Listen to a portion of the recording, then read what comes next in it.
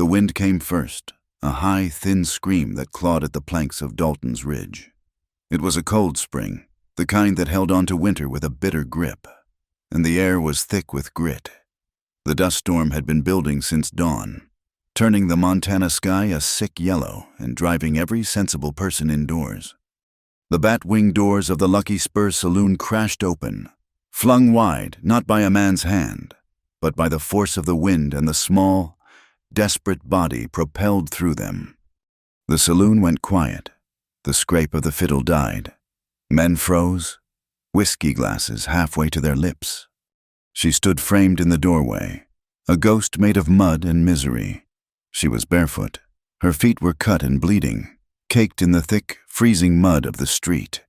A thin cotton shift, or what was left of it, clung to her body, torn at the shoulder and hem, offering no protection from the cold. She was filthy, her hair matted with burrs and dirt, her face streaked where tears had washed trails through the grime. But it was her hands they saw. She held them up slightly, as if to ward off a blow. They were raw, the skin torn away, the blood welling dark and sluggish. She took one staggering step inside, and the door swung shut behind her, muffling the wind and sealing her in with the sudden, heavy silence of 24 men. Her eyes, they were wide, haunted, and empty of everything but a raw, animal terror. She looked trapped. She scanned the faces, miners, storekeepers, drifters, and her gaze landed on the man behind the bar. "Please," she whispered.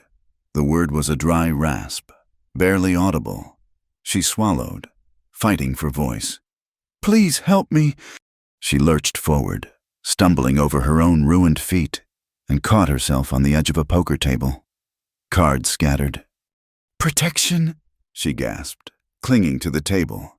"I need protection. He'll find me. God, he'll find me." A heavy-set man in the corner, his chair groaning under his weight, spoke. "Who'll find you, girl?" Her head snapped toward the voice. She was shaking so hard her teeth chattered. "Graff," she said. The name dropped into the room like a stone. Edwin Graff. His ranch was not just the largest in the region, it was the region. He owned the bank, held the note on the general store, and had more men on his payroll than the town had citizens. "I escaped," she cried, her voice cracking open. "From the ranch. He kept me. He wouldn't let me leave. Please, you have to hide me." A new figure rose from a chair near the stove. He was a big man, soft in the middle, his face flushed with whiskey and authority. A tin star was pinned to his vest. Sheriff Denton moved with the slow, deliberate confidence of a man whose power was absolute and unchallenged. He walked over to her, his boots heavy on the floorboards. He looked down at her, not with pity, but with a deep, weary annoyance. Well, Clara," he sneered. The name was an accusation. "Figured you'd turn up. Graff's men been asking after you." "No," she pleaded, shrinking away from him. "Denton, listen to me. He's a monster. You know what he is." "I know what you are," Denton said, his voice loud enough for the entire room to hear. He was performing. "You're a liar, and you're a thief. Graff took you in, gave you a roof, and you stole his wife's jewelry. That's the word I got." "It's not true!" she screamed, her voice finally breaking with futile rage. "He's lying. He forced me. It was years. Please, I didn't steal anything.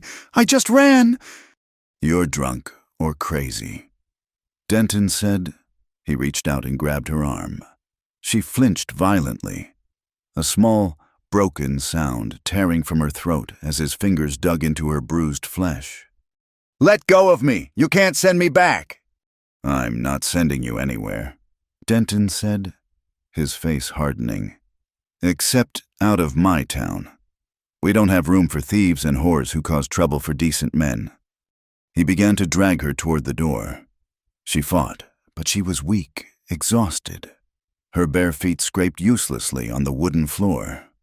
"No, please, somebody!" The men watched, Some looked down at their hands. Some looked at the sheriff. None moved.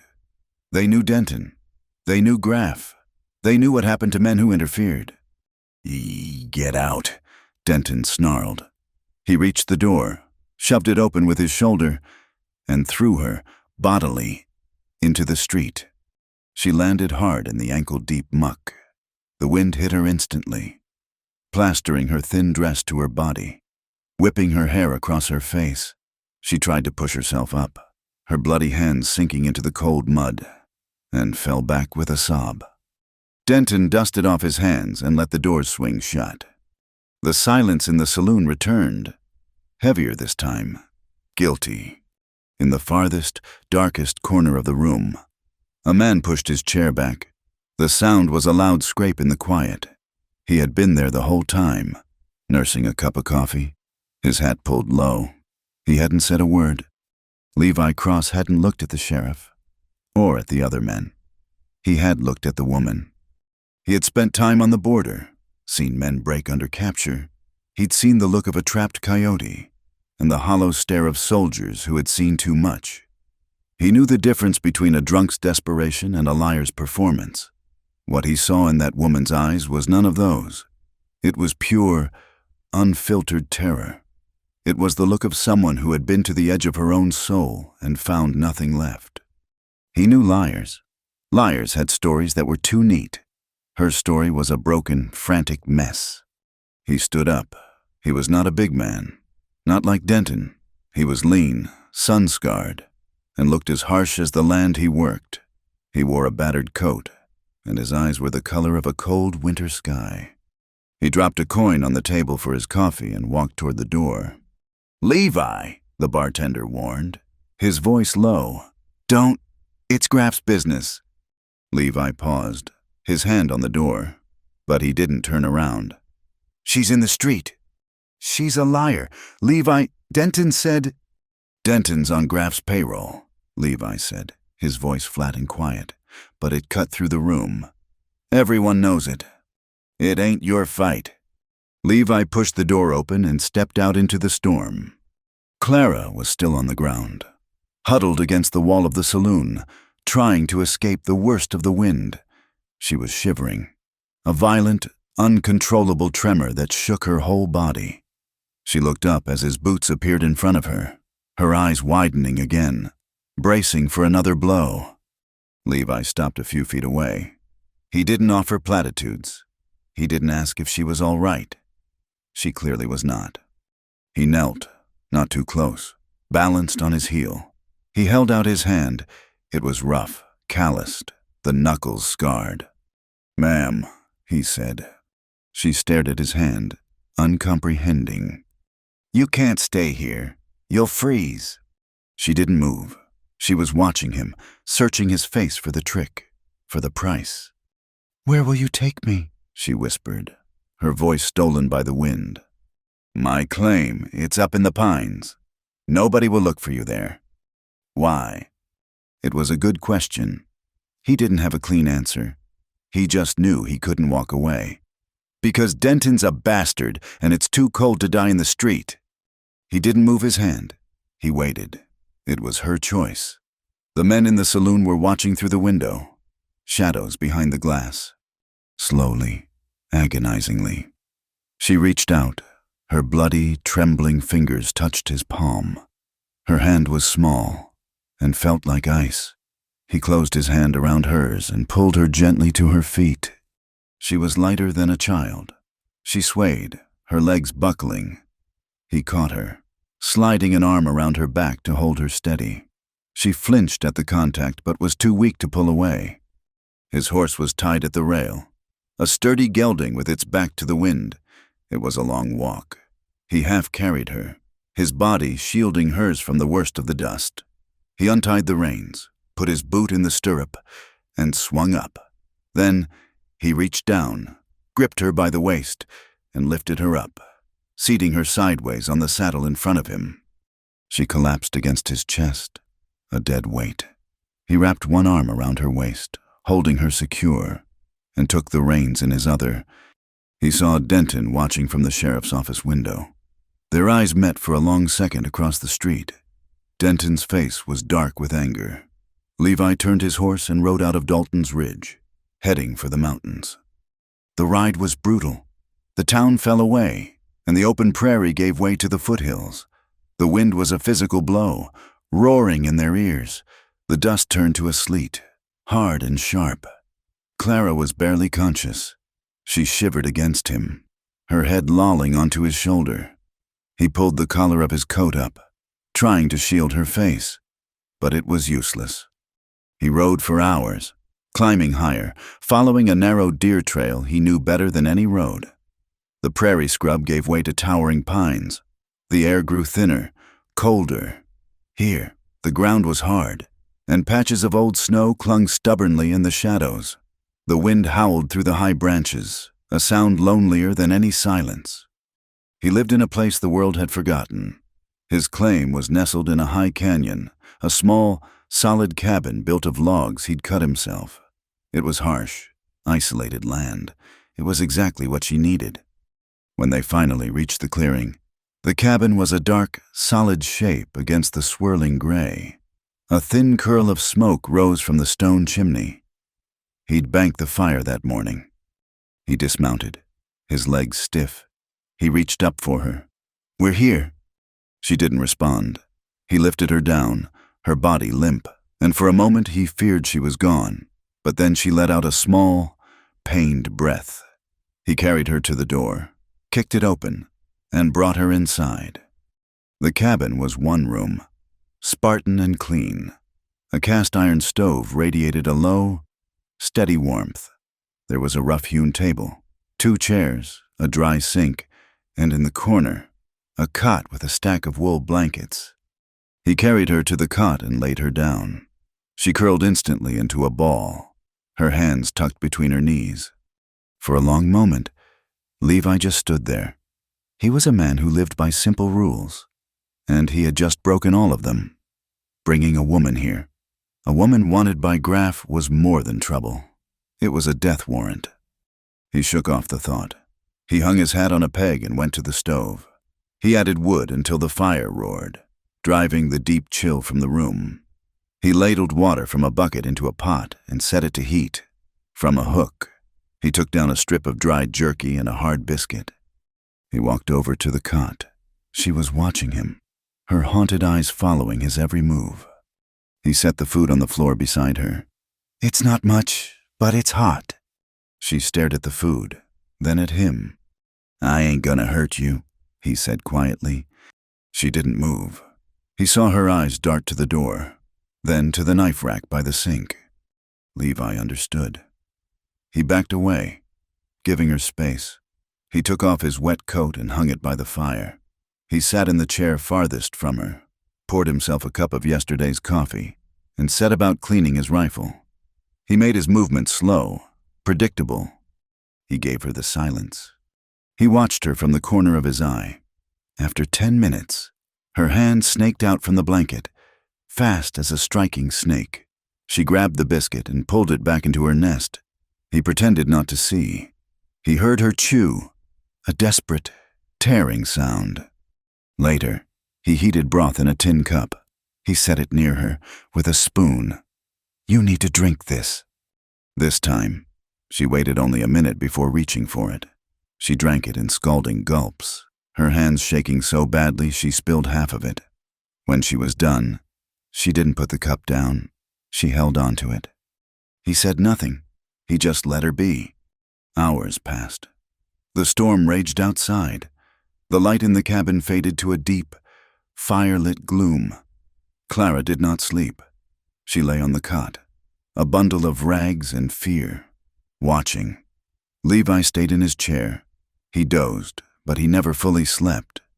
He knew she was still awake, because every time a gust of wind hit the cabin, her body would jolt.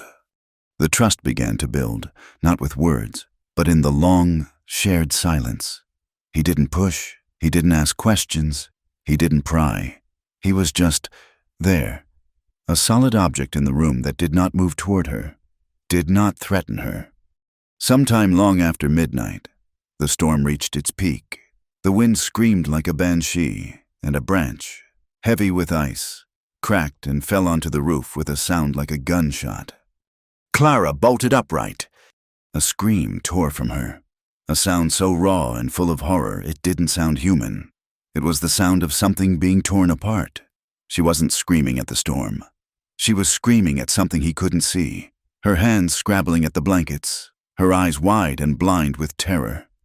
Levi was on his feet in an instant, his body tense.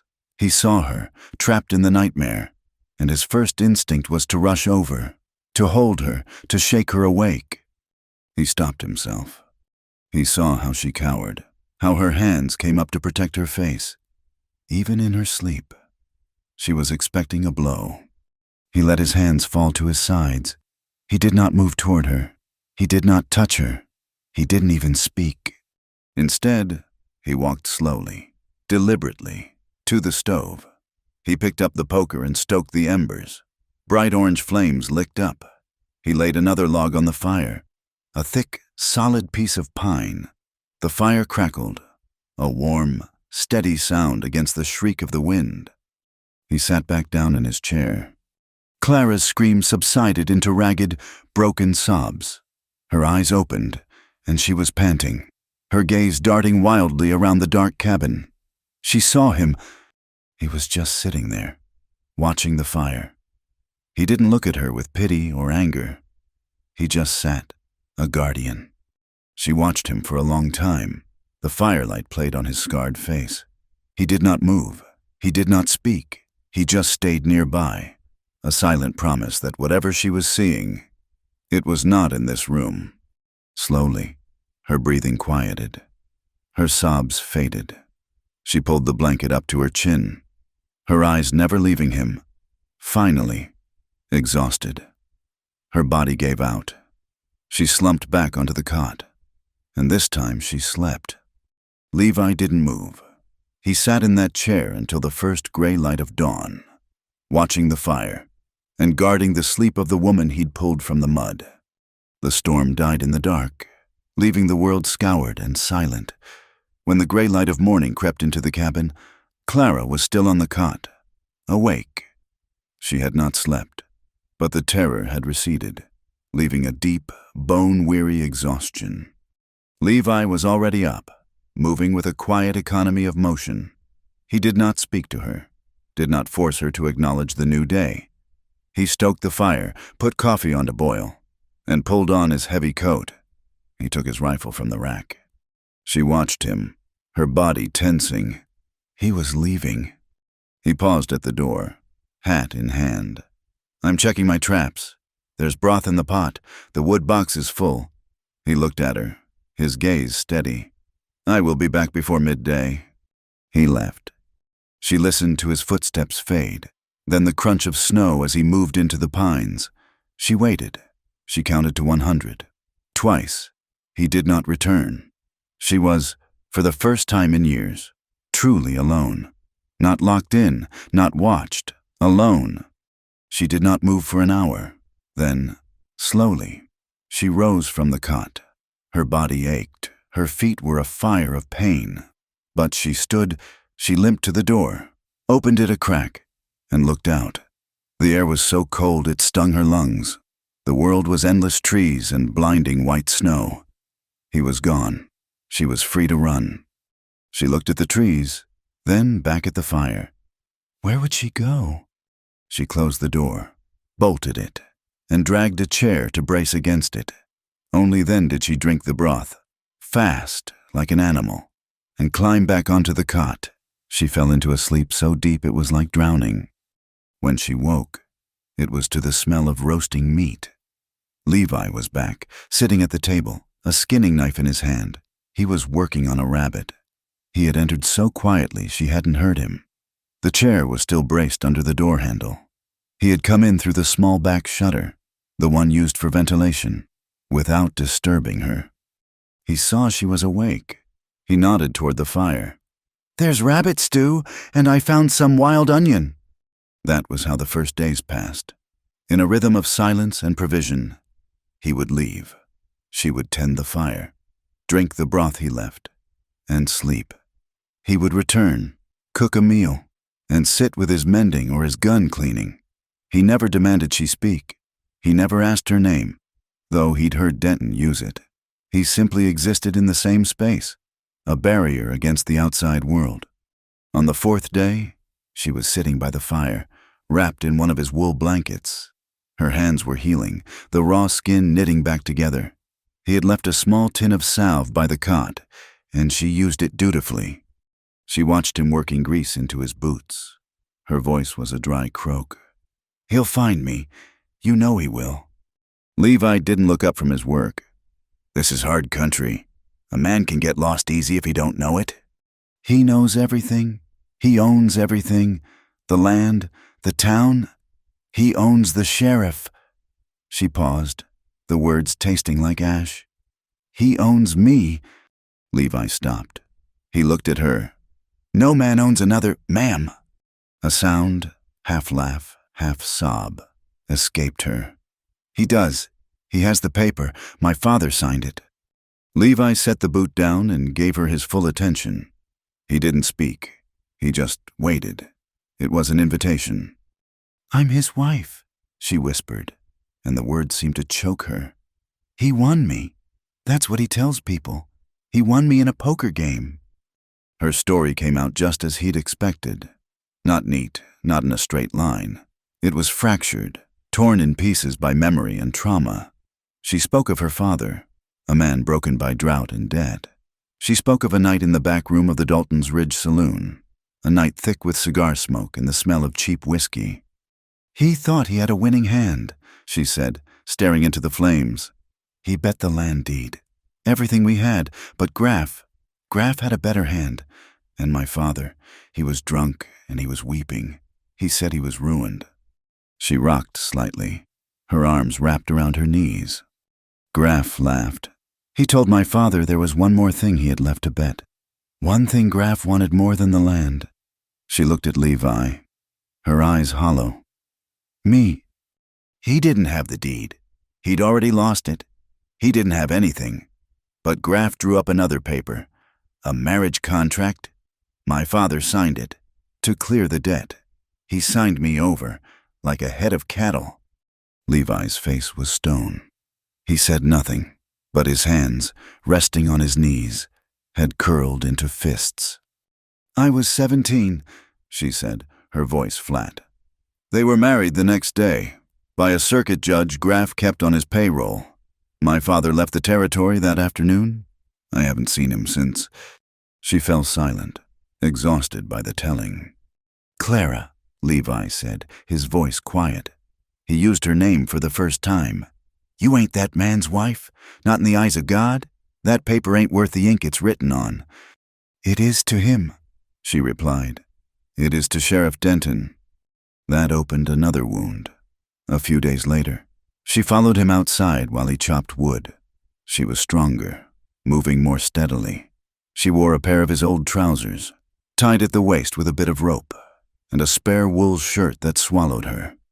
She watched the axe rise and fall, the steady rhythm a comfort. "I tried to leave before," she said, her voice stronger in the cold. "Open air." Levi paused, the axe resting on the block. "It was 2 years ago. He had been gone for a week, checking herds in the high country. I just ran. I walked all night. I got to Dalton's Ridge, just like I did this time. But I was clean. I had food. I went to the sheriff's office." She looked away, toward the line of pines, remembering. "Denton, he was so kind. He smiled. He offered me coffee, said he'd protect me. He listened to my whole story. He told me to wait right there, that he would get his buggy and take me somewhere safe, clear out of the territory." Levi watched her, his expression unreadable. "I waited for an hour. I was so happy. I was crying. I thought I was free." She let out a breath. "The buggy pulled up. I ran to the door." She stopped. Graff was holding the reins. Denton was sitting right beside him, counting money. Graff didn't say a word. He just got down, tied my hands, and put me in the back. Denton tipped his hat to me. He said, "You have a good evening now, Mrs. Graff." That's when I knew. There is no law. There is only him. Levi turned back to the block. He raised the axe high and split the log in two with a single, violent crack. That night, the silence in the cabin felt different. It was heavier, charged with the weight of her history. He had not offered sympathy, only the respect of his quiet attention. Now, as he sat cleaning his rifle, she found herself looking at him, truly looking at him. He was scarred. A long, thin, white line ran from his temple down his cheek, disappearing into his beard. His hands were a map of old injuries. He was a man who knew pain. "Why?" she asked, her voice soft in the firelight. He looked up, his hands still on the rifle. "Why what? Why did you help me? After Denton, after everyone—" Levi took his time, sliding an oiled rag down the barrel. "I told you, Denton's on the payroll, and I don't like men who hit women, or trade them, or throw them in the mud." "You live here all alone?" she asked, changing the subject, sensing he was done with that one. He nodded. "For 5 years now. You have no family?" He paused. He set the rifle down. "I had a brother, Thomas, older than me by 2 years. He and my PA raised me after my mother passed. It was his turn to stare into the fire. We worked the mines, up near Butte, hard rock, silver mostly. It was bad work, dark, wet, dust in your lungs." He picked up a stick and poked at the embers. "Thomas was a good man, smiled more than anyone I ever knew. He was saving to buy a small plot of land. He wanted to farm." "What happened to him?" Clara asked, her voice barely a whisper. "It was a Tuesday," Levi said, the memory sharp and clear. "A shift in the earth. The supports in our tunnel were old. Green timber. They groaned. Everyone ran, but Thomas, he went back. He thought one of the cart boys was still in there. He was wrong. The boy was already out." Levi's voice went flat. "The ceiling came down. Not a big collapse. Not one the papers write about. Just enough. It took us 2 days to dig him out. By the time we got to him—" He didn't need to finish. The silence in the cabin held the rest. "I buried him on a hill overlooking the valley. I collected his pay, and I walked away. I couldn't go back underground. I couldn't be around all that noise, all those men. I found this claim, built this place. I've been alone ever since." He looked over at her, his eyes clear and hard, but without pity. "Alone is simpler. You lose your brother, you lose your PA. You learn that the only thing you can count on is yourself. It's better that way. Less to lose." Clara absorbed his story. He had shared a piece of his own broken past, a piece just as raw as hers. He had matched her vulnerability. A week passed. The snow on the south-facing slopes began to melt. The sound of running water was constant. Clara was healing. The cuts on her feet had closed, and the color had returned to her face. She ate. She slept through the night without screaming, and she helped Levi. She learned to set snares, to stack firewood, to knead hardtack dough. One night, the air was sharp and cold, but the wind was still. The sky was a brilliant, endless field of stars. Clara stood on the small porch, barefoot on the cold planks, staring up. She had been staring at that sky for a long time when the door opened and Levi stepped out. He didn't have his coat on, just his shirt. He leaned against the post, not too close, and looked up with her. "I used to think they were holes," she said quietly. "Holes in a black blanket, letting the light of heaven through." "My PA said they were the campfires of the old ones," Levi replied. They stood in silence for a minute. The only sound was the distant rush of the creek. "In town," Clara said, her voice tight. "They all think I'm a liar. Denton made sure of that. Graff told them I stole from him, that I'm unwell." She turned her head, looking at him in the dark. The starlight was just enough to show the outline of his face. "You've heard my story. You've fed me. You've given me shelter. But I have to know. Her voice wavered, but she held it steady. "Levi, do you believe me?" He didn't hesitate. He didn't look away. He turned and met her gaze, and his own was so steady it felt like an anchor. "It doesn't matter what anyone else says. Clara, I do." The words were simple. They were plain, and they broke the dam inside her that had held for years. She didn't make a sound. She just turned away from him, covered her face with her hands, and let the tears come. Her shoulders shook with the force of her silent weeping, the relief of being, for once, believed. Levi watched her for a moment. He stepped forward and, slowly, rested his hand on her shoulder. It was the first time he had touched her for any reason other than to save her. His hand was large, warm, and heavy. She didn't flinch. She didn't pull away. She just cried, letting his simple presence hold her together. A few days later, the sun was bright, and the air held the first false promise of warmth. The creek was running high, but clear. "I need to wash," Clara announced. Not a request, but a statement. Levi nodded. He knew what she meant. She needed to wash away the last of Graf's ranch, the grime that had been ground into her skin. "The stream is cold," he warned. "I don't care." He took his axe and went with her.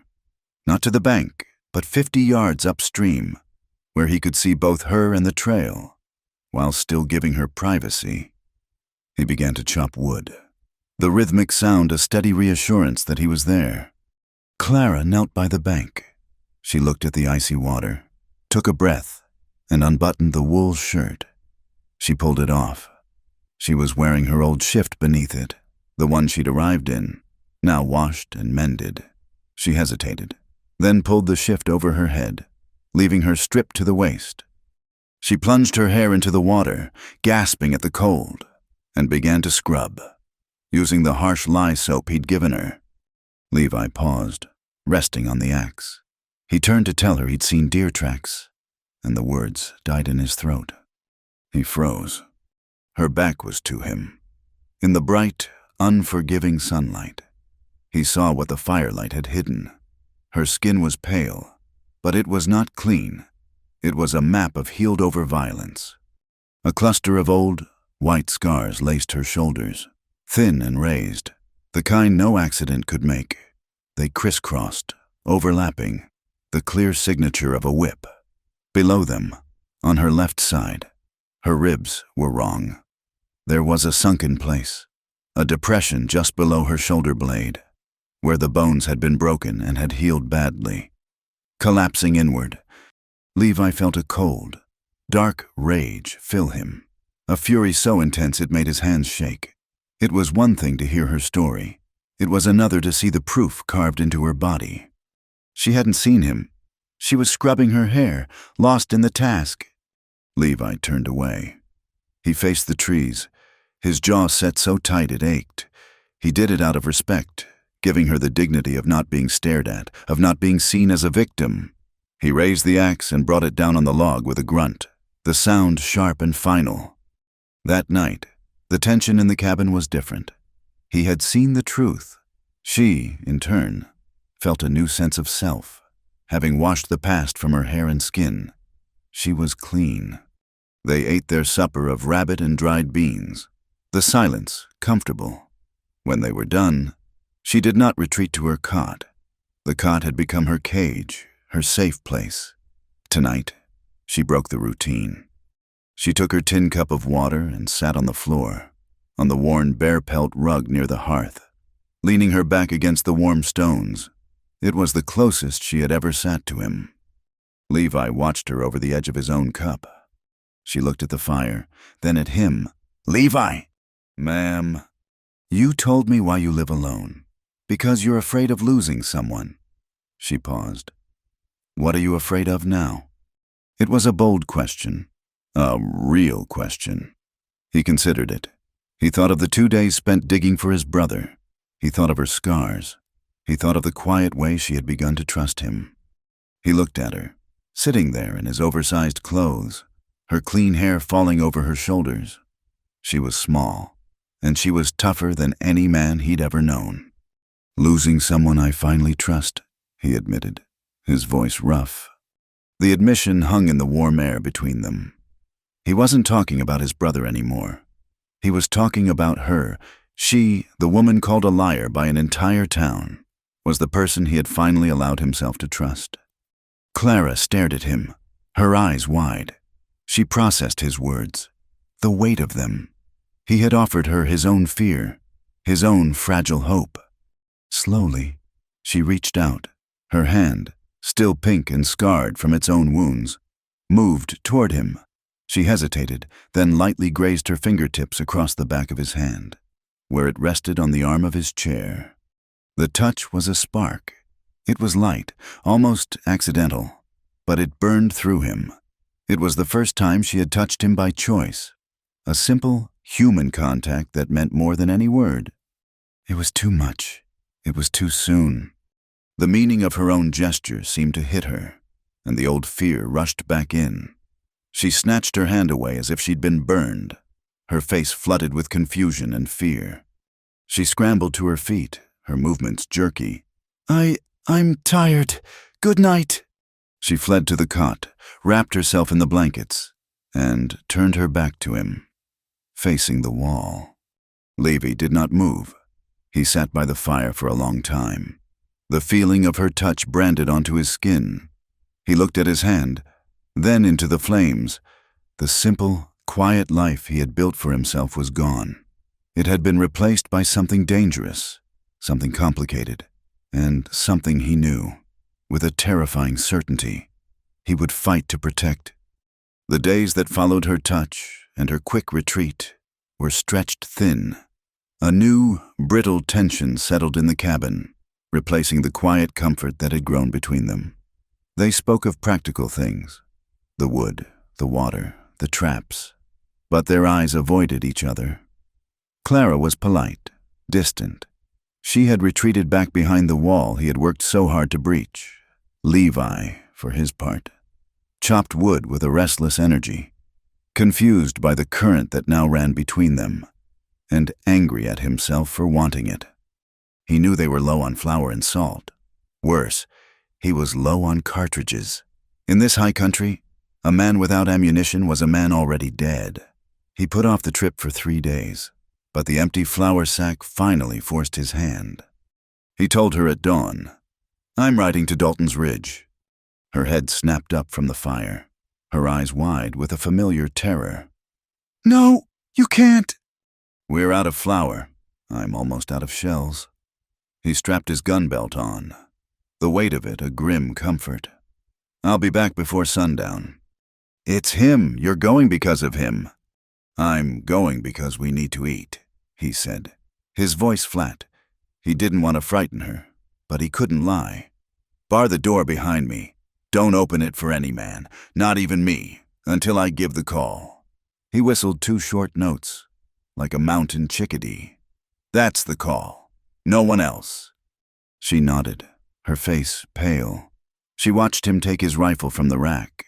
He left her standing by the cold hearth, a small, frightened ghost in his oversized shirt. The ride to town was cold, the air biting. Levi kept to the ridges, avoiding the main trail, his eyes scanning the trees. He felt exposed, a target. When he reached the edge of town, he tied his horse in a copse of aspen well away from the main street and walked in. Dalton's Ridge was different. The dust storm had passed, but a new, uglier mood had settled in. Men watched him. He saw it in the way the blacksmith paused his hammer, in the way the men outside the saloon stopped talking and just stared. He had taken Graff's woman. He was a marked man. He pushed into the general store. The bell above the door jangled, loud in the silence. Mr. Abernathy, the proprietor, was behind the counter, polishing glasses. "Levi," Abernathy mumbled, his eyes darting to the street. "Ain't seen you in a while." "Need flour," Levi said, his voice low. 20 pounds, salt, and a box of 44 to 40s. Abernathy moved quickly, not meeting his gaze. "That all?" "That's all," as the shopkeeper measured out the flour. Levi's gaze drifted, pinned to the community board. Next to a notice for a lost mule and a poster for a revival meeting was a new, fresh piece of paper. He stepped closer. The words were stark, printed in thick black ink. Reward. $100. He didn't need to read the rest, but he did. His blood went cold. Information sought regarding the whereabouts of Clara Graff, wife of Edwin Graff. She wandered from the ranch in a state of confusion. She is unwell, prone to fabrication, and a danger to herself.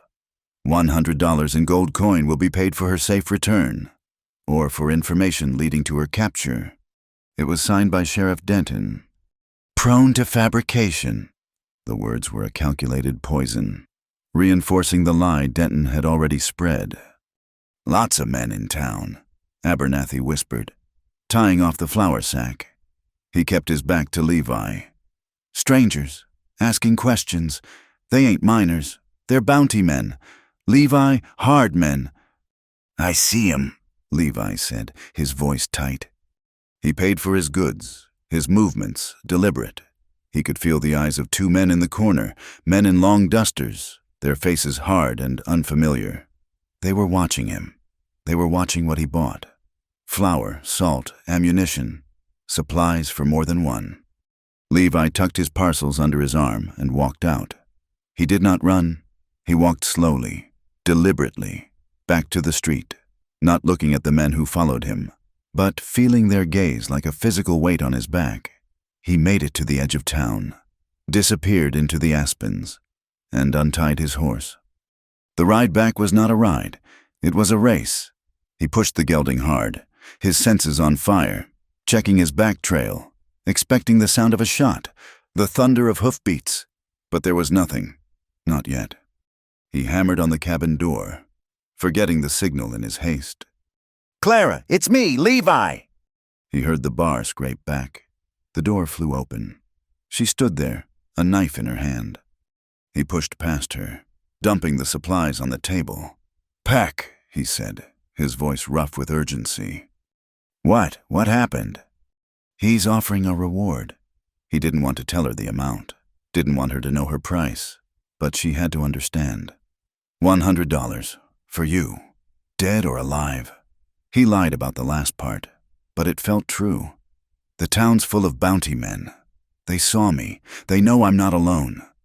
Her face, which had gained color in the past weeks, went white again. He found us. Not yet, but he will. This place ain't safe. No place in this territory is... He was already moving, grabbing his bedroll, stuffing jerky and hardtack into a saddlebag. She stood frozen for a second, the old, paralyzing fear gripping her. He grabbed her shoulders. Clara, look at me. I won't let him take you, but we have to leave. Now! She looked around the small cabin. It had been her sanctuary, the only place she had been safe, the only place she had been human. Where? She whispered. North, into the high country. It'll be harder living, but harder for them to track us. Maybe we can cross into Wyoming by summer. She blinked. Then the fear hardened into resolve. She turned, grabbed the remaining rabbit jerky, and wrapped it in a cloth. She was done running, but she would move. For him. With him. They were on the horses in 5 minutes. Levi kicked the fire out, plunged the cabin into cold darkness, and they rode out. Not toward any trail, but straight into the thick, dark pines of the high ranges. They rode for 2 days. Pushing north, climbing higher. The air grew thin and cold. They kept to the rocky spine of the mountains, where their tracks would be lost, and avoided the valleys. They spoke little, saving their breath, their bodies aching with the hard ride. On the 3rd afternoon, the sky changed. The blue faded to a sickly, greenish gray. The wind stopped. An unnatural silence fell over the mountains, so profound that the creak of their saddle leather sounded like a shout. Trouble, Levi said, pulling his horse to a stop. He scanned the horizon. Bad trouble. The first one hit his hat with a sharp crack, like a pebble, then another, and another. The air was suddenly full of them. It wasn't rain. It was ice. "Hail!" he yelled. The sky opened. It was not a storm. It was a bombardment. Stones of ice, some as large as a man's thumb, hammered down. The horses screamed, rearing in panic. "We need cover. The horses will break a leg," Levi yelled over the roar. He grabbed the rein of Clara's horse, pulling her along. He knew this land.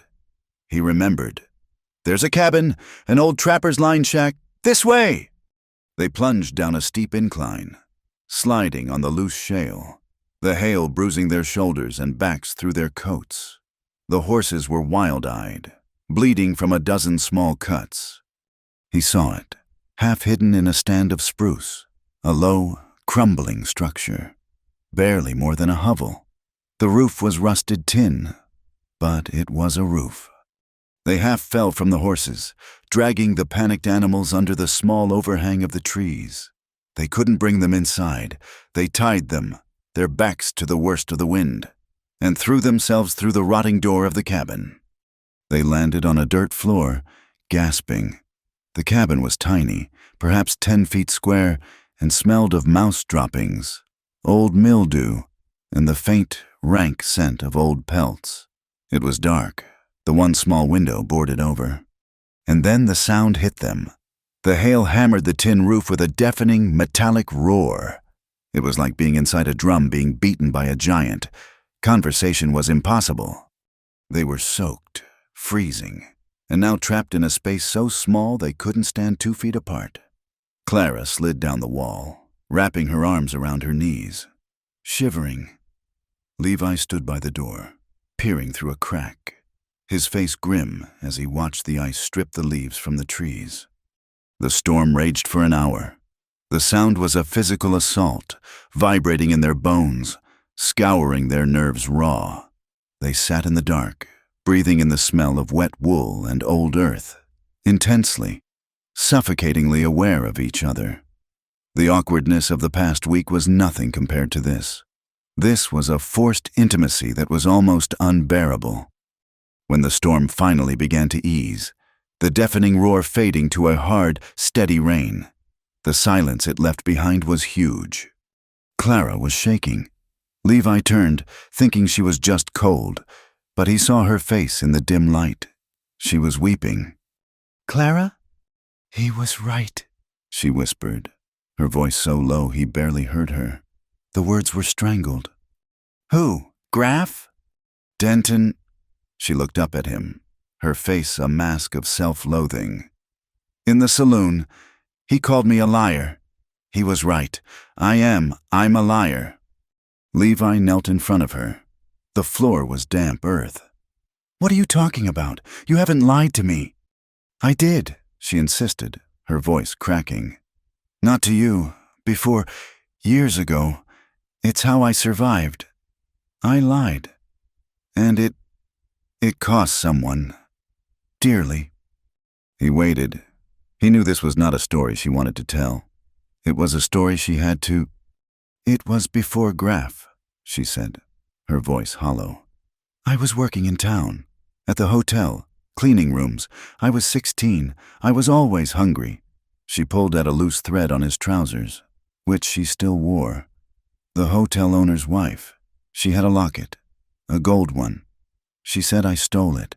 She said she knew it was me, that girls like me were all the same. She was going to call the sheriff. Clara squeezed her eyes shut. "I was so scared. I knew what they did to thieves. I knew I'd be sent away. And I said it wasn't me." "That ain't a lie. Clara, you didn't take it." "But I said I saw who did." Levi went very still. "There was a young man," she whispered, the shame pouring out of her. "Silas.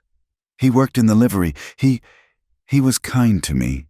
He'd sneak me an apple sometimes. He had kind eyes." She met Levi's gaze, a flicker of fresh pain. "Like yours. And I told her I saw him, near her room. I told her I saw him slip out when he thought no one was looking." "Clara, no." "They arrested him," she said, the words tumbling out, fast and broken. He swore he didn't do it.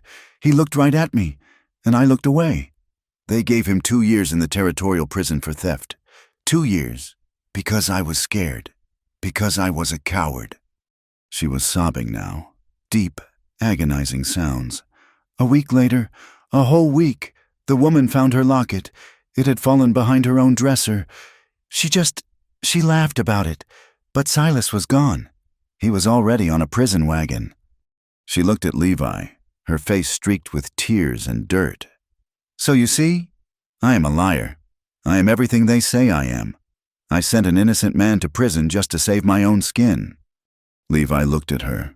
He saw the girl she had been, 16, alone, starving, and terrified.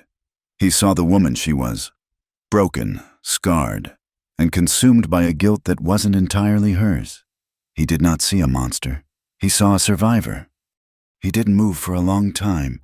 He just let her cry. When her sobs began to quiet, he finally spoke, his voice rough. You were a child. You were alone, and you were scared.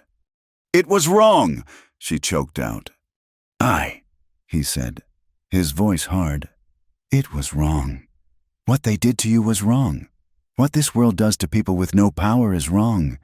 You did what you had to do to survive. That's all. He shifted, closing the small distance between them. He rested his hand on his knee. That don't make you Graf's property. It don't make what you said about him a lie. It just makes you human. It just means you chose to live. She stared at him, stunned by the absence of judgment, by the simple, raw acceptance in his eyes. He had heard her worst secret, and he had not turned away. This, more than the storm, more than the running, broke the final barrier. The confession had hollowed her out, and his understanding had filled her with a sudden, aching need. It was a need to bridge the gap, to erase the years of cold, to feel something other than fear. Before he could react, she surged forward. She didn't lean in. She launched herself at him, her cold hands grabbing the front of his wet shirt, and crushed her mouth against his. It was not a gentle kiss. It was desperate. It was clumsy and hard, a collision of teeth and cold lips. It was a drowning woman's grasp for air. It was pure, frantic survival. Levi froze, his entire body rigid with shock. He gripped her wrists, his first instinct to push her away. Clara, stop! He tried to pull back, his mind reeling. You're cold. You're scared. This ain't what you want. He was a man of strict, simple codes. He was her protector. This felt wrong. He would not be another man who took from her. But she clung to him, her fingers digging into his shirt, her eyes wild. Don't you understand? She cried, her voice tearing. I'm dead. He made me dead. For years, I was a ghost. I was just a thing he used. Her breath hitched, a desperate sob. I want to feel alive, just for one night. Please, Levi, let me feel like I'm human. Let me choose. That one word, choose, shattered his resistance. He saw her. He saw her plea for what it was. It was not about him. It was about her. It was about reclaiming the one thing Graf had stolen, her own body, her own will. He stopped fighting. He looked at her, at the raw hunger in her eyes, the desperate need to be, and he made his own choice. He wrapped his arms around her, pulling her tight against his chest. He kissed her back. It was not gentle. It was a raw, immediate answer to her raw, immediate need. His mouth was as desperate as hers, a response to years of his own isolation, his own grief. It was rough and vulnerable, and intense. It was a messy, desperate collision on the cold earth floor of a forgotten cabin. They were two broken people, starving for connection, and they tore at each other's clothes with numb, fumbling fingers, seeking not love, but release.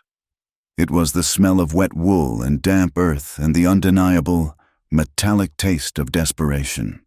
It was a raw and primal act, a fierce assertion that they were both, despite everything, still alive. Afterward, the storm had passed. The only sound was the steady drip of water from the eaves. The cabin was cold, but they were no longer shaking. Levi had retrieved his bedroll from his horse. It was damp, but it was dry enough. They lay on the floor, huddled together under the wool, his arms wrapped tightly around her. He was holding her as if to keep her from breaking apart, and she was tucked against his chest, her ear against his heart, listening to the slow, steady beat. She was the first to speak, her voice muffled against his shirt. "You won't leave me, will you?" He thought she meant in the morning. "I'm not going anywhere." "No," she whispered, pulling back just enough to look at him in the gray light. "I mean, now that you know what I am, that..." He saw the fear in her eyes. It was not of Graf. It was not of bounty hunters. It was of him. She was terrified that her confession and their desperate act had made her ugly to him. He held her gaze. He thought of the woman who had survived Graf, who had survived her own guilt, who had fought to feel human. He tightened his grip, pulling her back against him. He kissed her forehead, her hair, the top of her head. He let the silence settle. Then he gave her his promise, the only thing he had left to give. "I won't," he said, his voice a low rumble in her ear. "Even if the whole world says you're lying, I won't."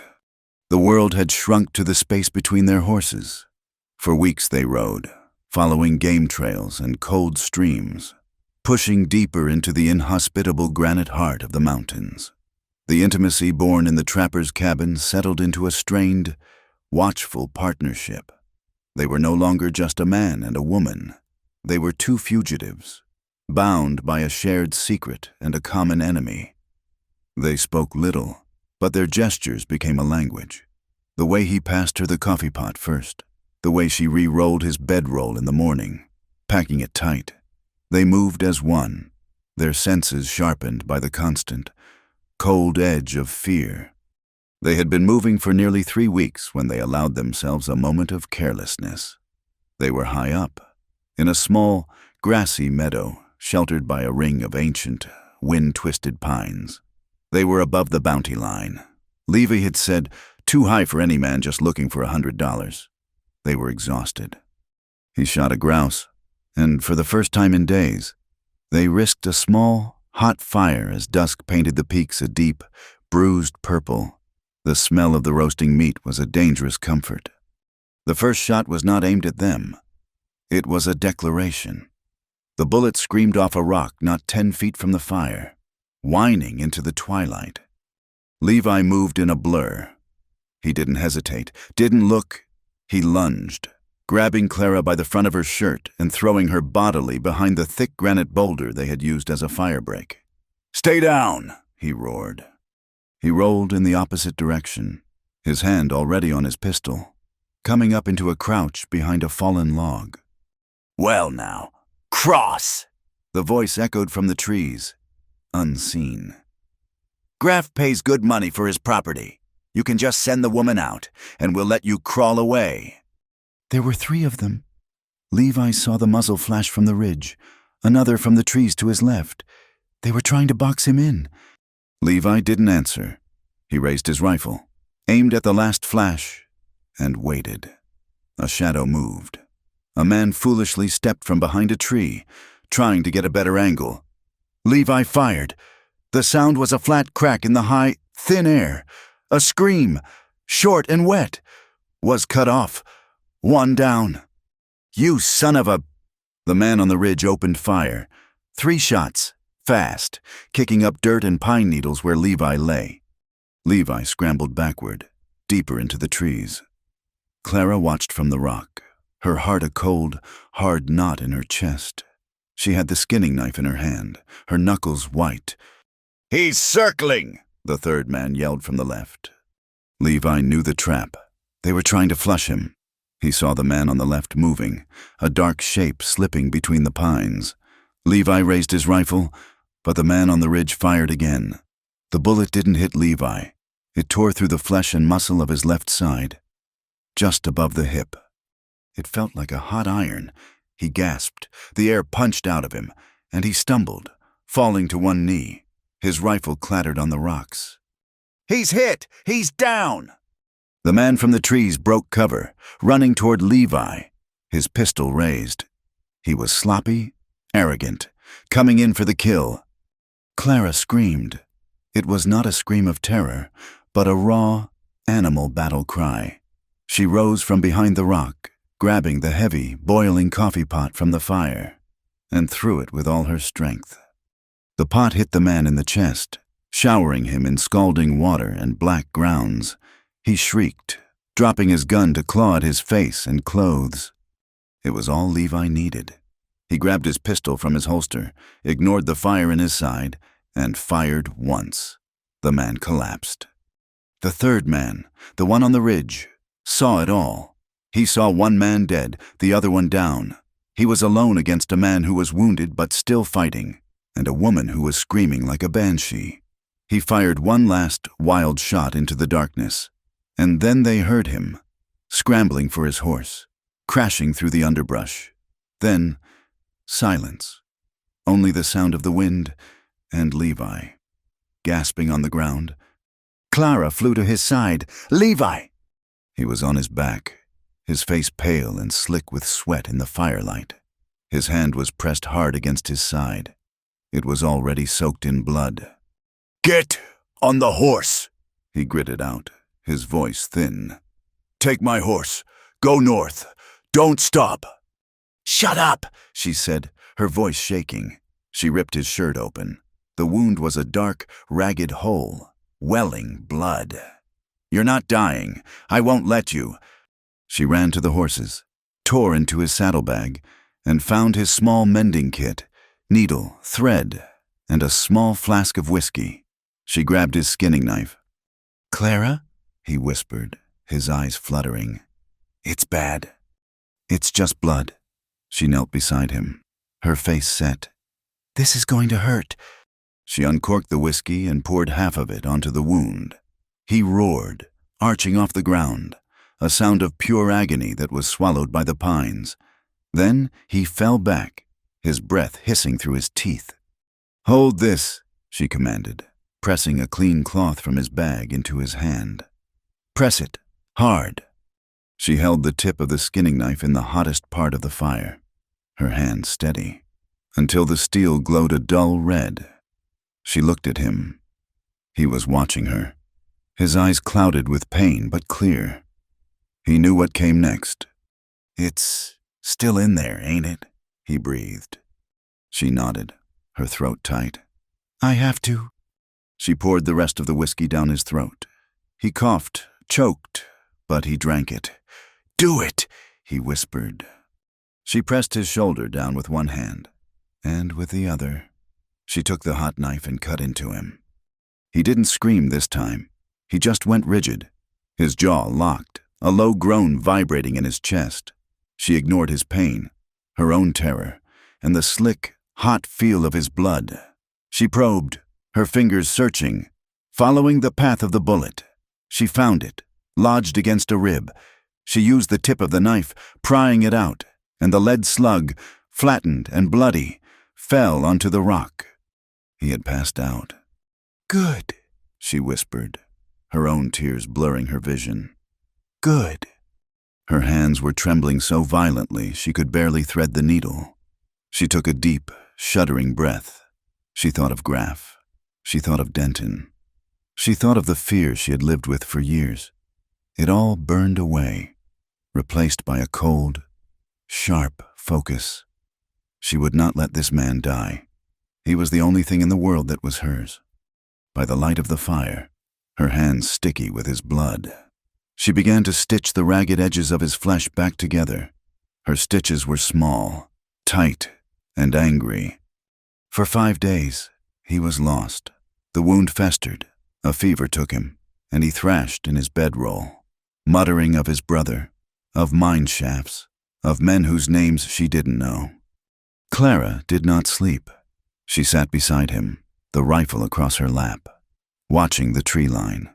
She cleaned the wound with boiled water and whiskey. She found wild herbs, the kind her mother had taught her to chew into a poultice, and packed the red angry flesh. She hunted, using his snares to catch rabbits, and forced the hot, thin broth between his chapped lips. She was the protector. She was the provider. She watched him, this strong, quiet man, reduced to the helplessness of a child, and she felt no fear, only a cold, clarifying rage. She had been saved by him. Now, she was saving him. The debt was being paid, and something new was being forged. On the 6th morning, the fever broke. She had fallen asleep, slumped against the rock, and woke to find him watching her. His eyes were clear, his face was gaunt, but the fever was gone. "You stayed," he whispered. His voice was a dry rasp. "I told you I would," she replied. She touched his forehead. It was cool. She felt a wave of relief so profound it almost buckled her knees. He recovered slowly. He was weak, unable to stand for long. He watched her. She was not the same woman he had pulled from the mud. The haunted look was gone, replaced by a hard, watchful competence. She cleaned his rifle with an expert hand. She stalked the perimeter of their camp like a wolf. She was thin, and she was hard, and she was beautiful. A week later, he was sitting up, his back against the rock, his side a mass of healing stitches and deep bruises. "We have to move," he said, his voice stronger. "They'll be back. That third man, he'll bring others." Clara was sighting down the barrel of the rifle, practicing her aim on a distant pine cone. She lowered the gun and looked at him. "No," she said. He stared at her. "Clara, we can't stay here. It's suicide." "Running is suicide, Levi." She walked over and sat in front of him. "I've been thinking. For 2 weeks. I've done nothing but think." She gestured to his side. This is because of me. You killed a man. You're a wanted man now, same as me. As long as we run, they will hunt us. Not just for the $100. They will hunt us because you fought back, and because Graf cannot stand to lose." "So what?" he said. "We go north. We lose them in the Tetons." "And then what?" she asked, her voice sharp. "Live every day looking over our shoulder. Wait for the next bullet.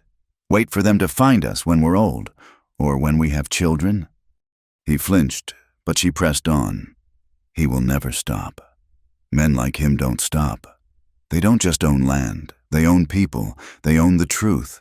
And as long as his truth is the only one being told in that town, we are already dead. Levi watched her, a slow, dawning understanding in his eyes. This was not the woman who had begged him for one night to feel alive. This was a woman who was deciding how she would live. "What are you saying, Clara?" "I'm saying I'm done running." Her eyes were bright, ignited by a fire he had never seen before. "I'm going back to Dalton's Ridge." He started to protest.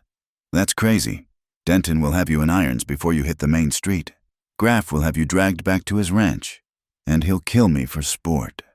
"He might," she said, her voice calm. "He might kill us both, but I would rather die fighting. Levi, I would rather die standing on my own 2 feet, telling the truth, than keep running. I would rather die as Clara than live one more day as his victim."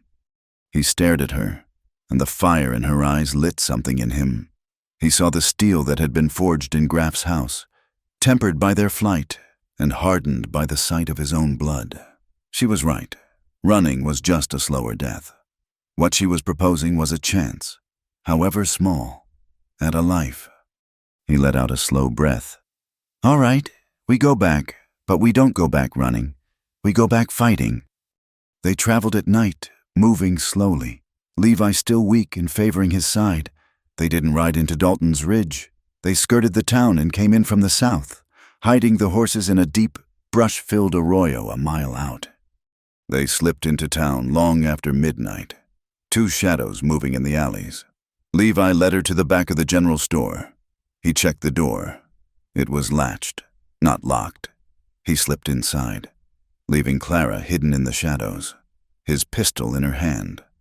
The store was dark, smelling of coffee beans, cured tobacco, and floor wax. A light was on in the back room. He heard a chair scrape. He stepped into the doorway. A woman was sitting at a small table, a ledger open in front of her. She was older, her hair pulled back in a tight bun, her face lined with a hard, weary pragmatism. She looked up, saw him, and her hand flew to her throat, a small gasp escaping. "Now, Levi Cross, by God, I figured you for dead." "Not yet, Sadie," Levi said, his voice low. Sadie O'Malley ran the dry goods store. She was a widow, sharp as a tack, and had been in Dalton's Ridge for 20 years. She'd seen it all. "You're a fool," she whispered, her eyes darting to the curtained front window. "Coming back here, Graf's got the whole territory upside down. He's been in here, asking questions. Denton's been threatening. They say you killed 2 of his men." "They shot first," Levi said. "Sadie, I need your help." "Help?" She let out a sharp, bitter laugh. "You don't need help. Levi, you need an undertaker. You're bleeding." She pointed to the dark stain on his shirt, where the wound had seeped through. "She's with me, outside. She's the one who stitched me up. She's telling the truth. Sadie." Sadie stopped, her sharp eyes searching his. "Of course she is, you damn fool. We all know it. Half the women in this town know it. We've seen Graf's face when he thinks no one is looking. We've seen the bruises on the girls he hires." She leaned forward. "Knowing and doing are 2 different things. Levi, he owns this town." "Then we have to take it back," Levi said. "I need to know. Is there one person in this town, one person with authority who isn't on his payroll?" Sadie hesitated, her gaze dropping to the ledger. She was weighing her life, her business, against this. "He squeezed this town dry," she said, "but maybe." She looked up, a decision made. "You're in luck, or you're already dead. Circuit Judge Alistair Blackwood is in town. He's here for that mining dispute up on the plateau. He's staying at the hotel. He's a hard man. Levi, but he's fair, and he's a federal judge. He don't answer to Graf. He don't answer to anyone but himself." A judge. It was the one thing Levi hadn't counted on. A piece of the outside world, a piece of real law. "There's more," Sadie said, warming to her own rebellion. "There's a man, a newspaper man from the Helena Daily. He's been in here asking quiet questions. Not about Clara, about Graf's land grabs. He's at the saloon, pretending to be a drinker. He's looking for a story." "Sadie," Levi said, leaning on the counter, his side aching. "Can you get them in one place?" "I don't have to," she smiled. A thin, tight smile. Judge Blackwood eats his supper at the Lucky Spur. 6 o'clock sharp. Every night. The newsman is already there, if you're going to make a move. Levi, that's the time. It's the only public place in this town where Denton can't just start shooting. At 6 o'clock, the Lucky Spur saloon was full. Miners cashing their pay, ranchers and drifters. At a table near the back, Judge Alistair Blackwood, a stern man with white sideburns and a black suit, was eating his steak. At the bar, a thin man in a city hat was nursing a beer and scribbling in a small notebook. And in his usual chair, by the stove, sat Sheriff Denton, his boots up, laughing loudly at his own story. The bat-wing doors swung open. The saloon went silent. Levi Cross stepped inside. He was pale, his coat buttoned high to hide his wound, but he was upright. His hand was not on his gun, but rested near it. A murmur went through the room. Then another figure stepped in behind him. It was Clara. She was not the filthy, terrified creature who had been thrown out. She was clean. She wore Levi's trousers and a spare shirt. Her dark hair was pulled back in a severe, tight braid. Her face was gaunt, but her eyes were clear and hard. She looked at the men in the room, not with fear, but with a cold, assessing gaze. Denton's boots hit the floor with a crash. His face went from flushed to a deep, apoplectic purple. Well, well, he boomed, his hand dropping to his gun belt. Look what the cat dragged in, the runaway thief, and her white knight fool. Denton, Levi said, his voice quiet, but it carried in the dead silence. We're not here for you. The hell you ain't! Denton swaggered forward. You're under arrest. Cross, for theft, and for murder, and you, girl. He sneered at Clara. You're going back to your husband, where you belong. He reached out to grab her arm. Levi moved, blocking him. Don't touch her. I think not. Sheriff?